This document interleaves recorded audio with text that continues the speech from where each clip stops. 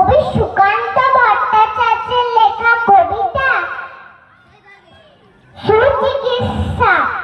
বদ্রীনাথের শরীরটি হলো কলিকাতাতে গিয়ে আচ্ছা করে ঝোলাপ নিল নরসিংহকে দিয়ে।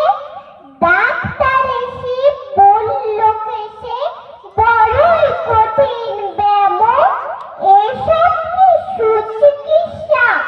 আরে আরে রামু, আমার হাতে পড়লে পরে এক্সরে করে দেখি রোগটা কেমন কঠিন কিনা, আসল কিংবা মেকি।